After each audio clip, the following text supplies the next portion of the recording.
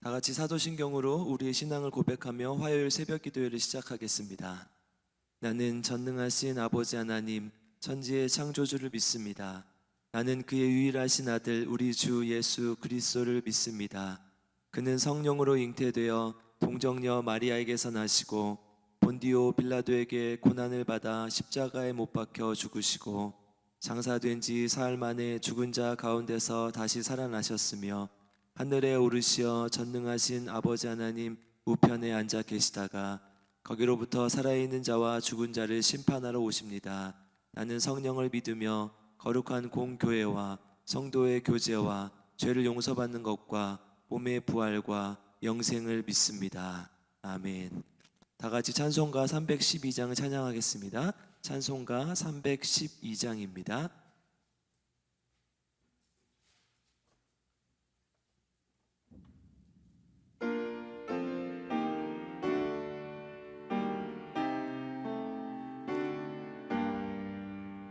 너 하나님께 이끌리어 일평생 주만 바라면 너 어려울 때 힘 주시고 언제나 지켜주시리. 주 크신 사랑 믿는 자 그 반석 위에 서리라. 너 설레는 맘 가다듬고 희망 중 기다리면서 그 은혜로우신 주의 뜻과 사랑에 만족하여라. 우리를 불러주신 주 마음에 소원하신다.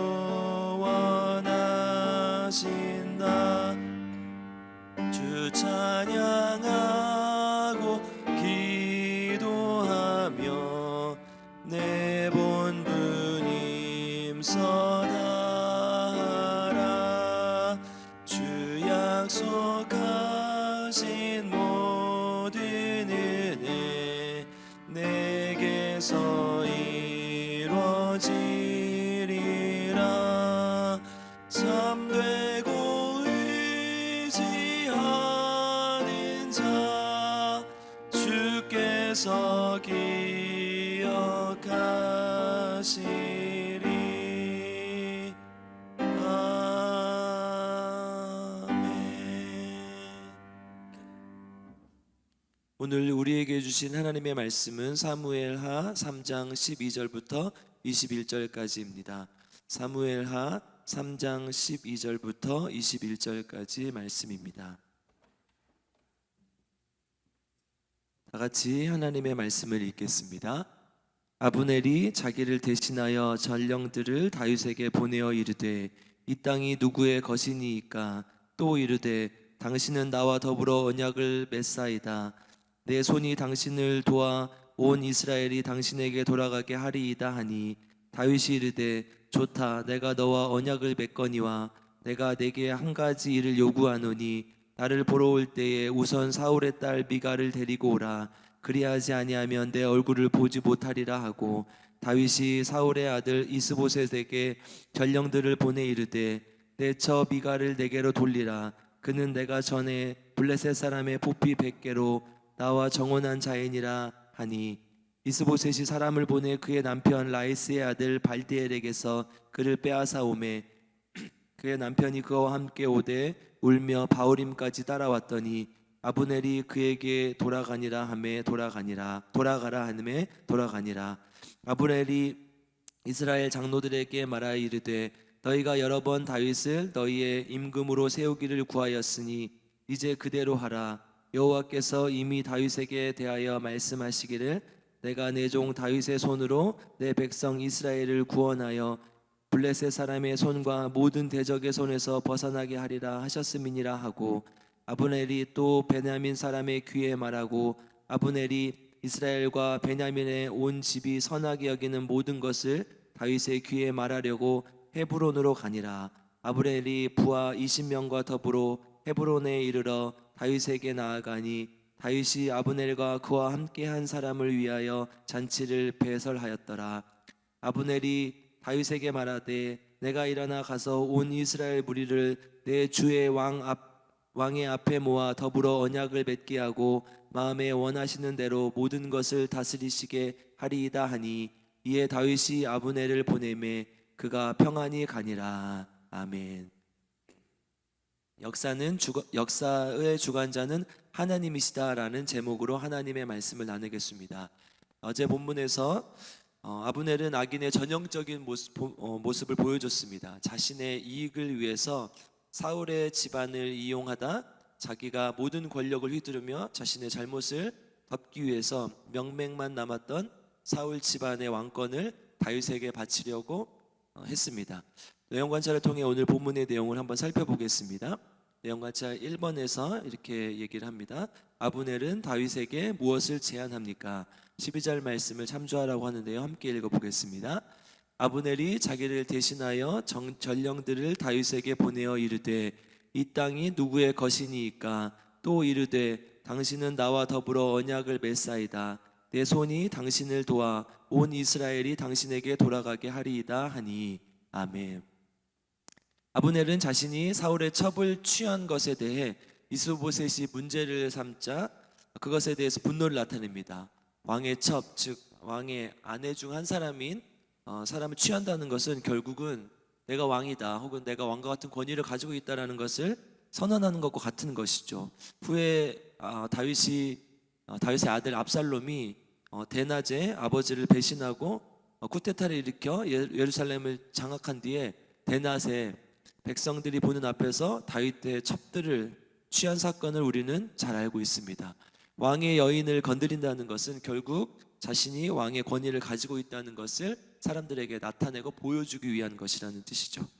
아브넬은 이스보셋이 이제 그에 대해서 문제를 제기하자 분노를 나타내면서 사울의 왕권을 다윗에게 바치려고 전령을 보내게 됩니다. 이스보셋의 사람들은 아브넬이 두려워 아무도 이에 대해서 목소리를 내지 못하고 결국 아브넬은 다윗에게 사람을 보내 온 이스라엘이 당신의 것입니다 이렇게 얘기를 하고 오랜 전쟁을 끝내고 이제 항복을 하려고 하는 것입니다.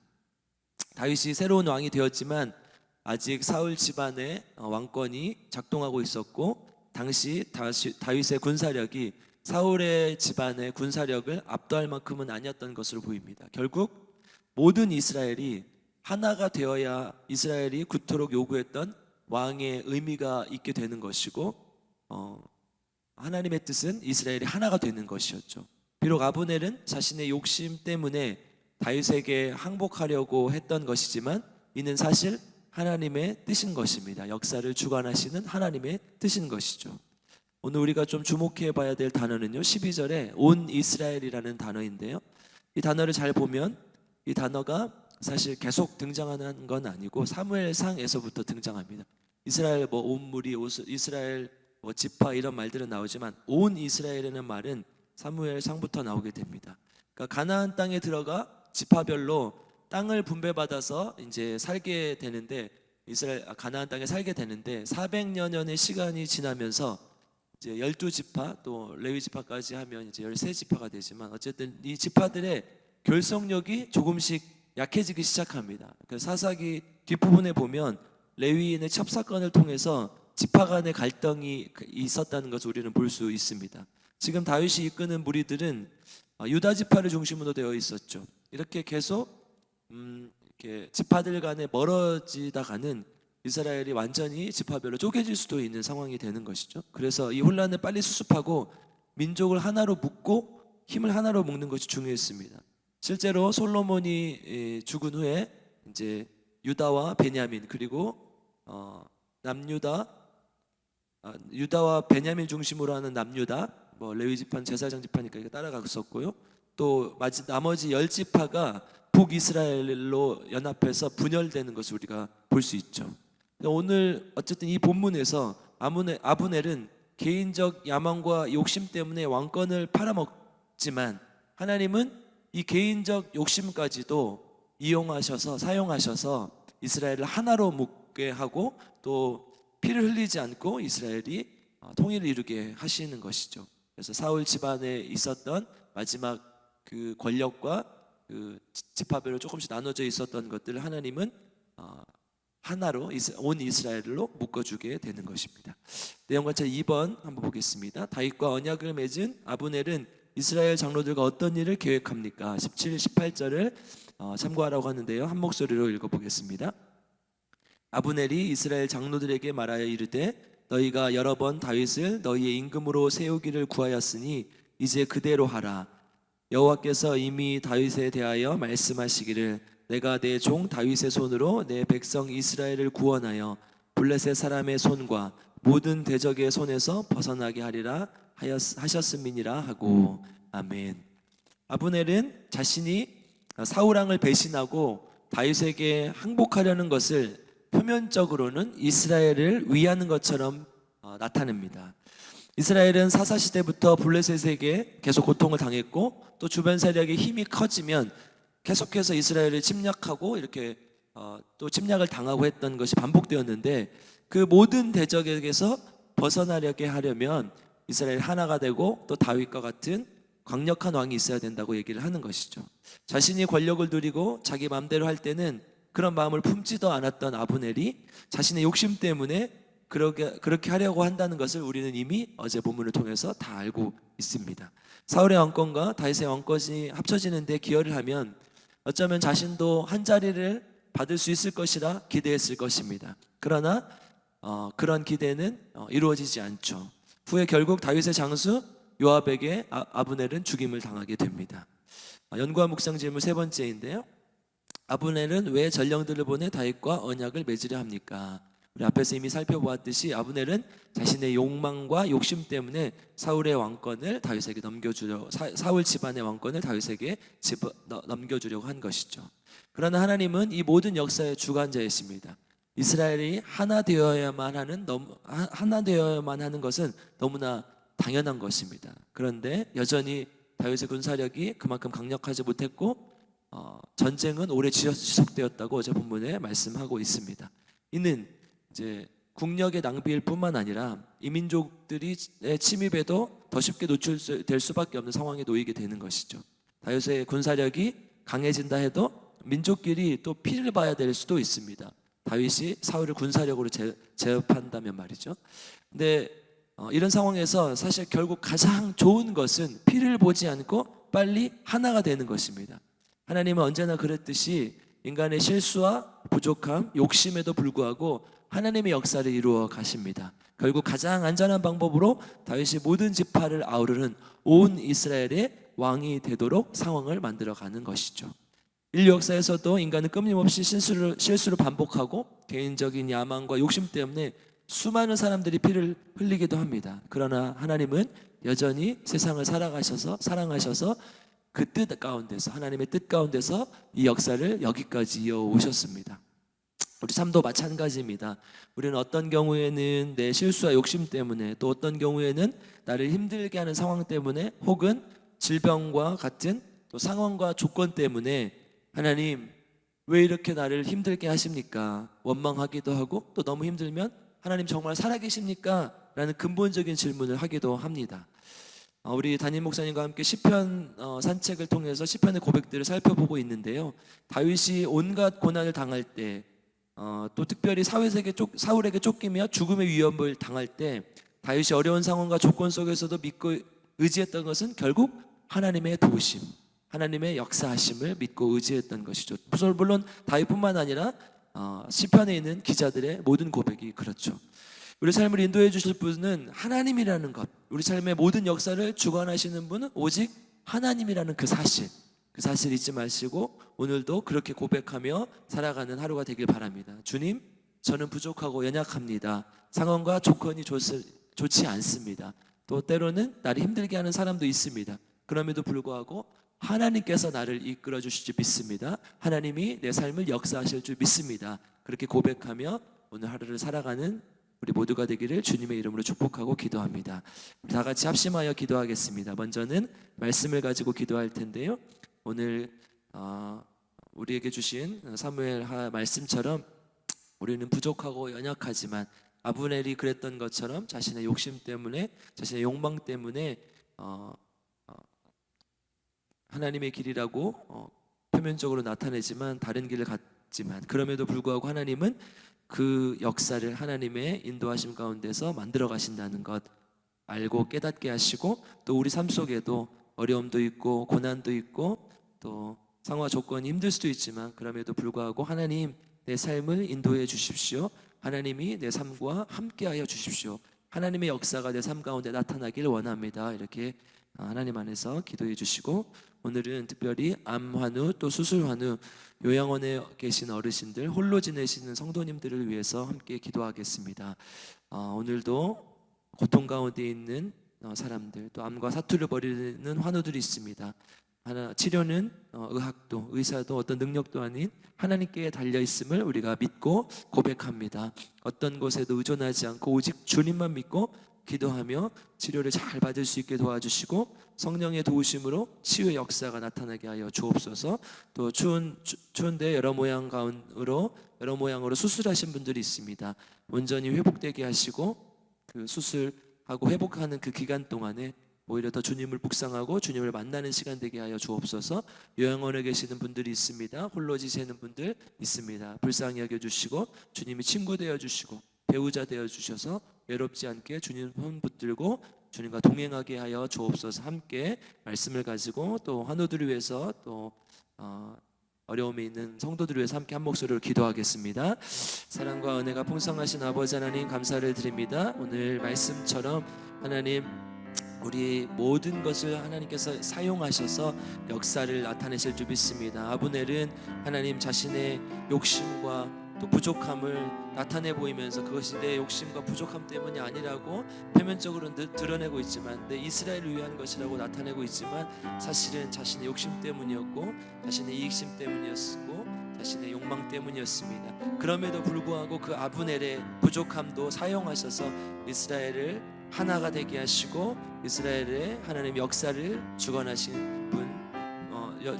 줄 믿습니다. 그 하나님을 믿고 나아가는 귀한 우리가 될 수 있도록 도와주시옵소서. 우리 삶 속에도 내 실수와 욕심 때문에 또 어려운 일들이 생기기도 하고 또 힘들게 하는 사람도 있고 또 질병과 같은 여러 가지 상황과 조건 때문에 내 삶이 어렵기도 합니다. 그럴 때 하나님을 원망하거나 정말 하나님을 살아계십니까? 라고 반문하지 않고 주님을 믿고 의지함으로 나아갈 수 있도록 주님 도와주시옵소서. 하나님께서 내 삶에 역사하실 줄 믿습니다. 저는 부족하고 연약합니다. 상황과 조건이 좋지 않습니다.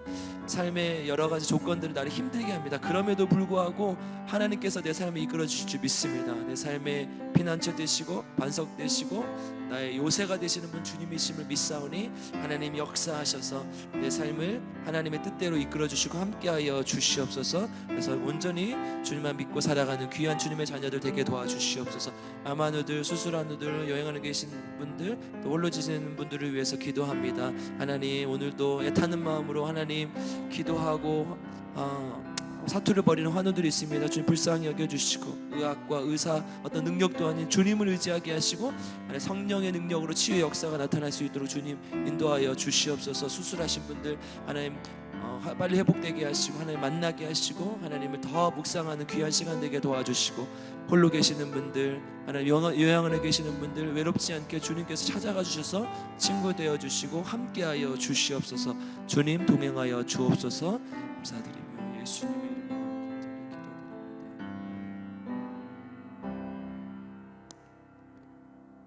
사랑과 은혜가 풍성하신 아버지 하나님, 감사를 드립니다. 오늘도 귀한 말씀으로 우리를 인도하여 주시니 감사를 드립니다. 아브넬은 자신의 욕심 때문에 자신의 이기심 때문에 또 자기의 앞날을 위해서 또 이스라엘을 위하는 것처럼 꾸미면서 또 자기 일을 꾸몄지만, 그렇지만 하나님께서는 그 모든 것들도 사용하셔서 이스라엘을 하나 되게 하시고 또 이스라엘을 하나님 안에서 귀한 통일을 이루게 하신 줄 믿습니다. 우리의 삶 가운데도 부족하고 연약한 부분이 있고 또 실수도 있고 욕심도 있습니다. 그러나 하나님은 우리의 삶의 모든 역사를 주관하시는 분인 줄 믿습니다. 우리 삶을 이끌어 주시는 분인 줄 믿습니다. 하나님께서 나의 반석 되어 주시고 나의 요새 되어 주시고 피난처 되어 주시길 기도하며 하나님께 모두 맡기며 하나님의 역사하심을 믿고 나아가는 귀한 주님의 자녀들 될 수 있도록 주님께서 인도하시고 함께하여 주시옵소서. 암 환우들, 수술 환우들을 위해서 기도합니다. 오늘도 애타는 마음으로 하나님 앞에 기도하는 그들의 기도를 들어 응답하여 주시고 하나님의 치유가 있을 수 있도록 주님 인도하시고 함께하여 주시옵소서. 또 요양원에 홀로 계시는 분들, 또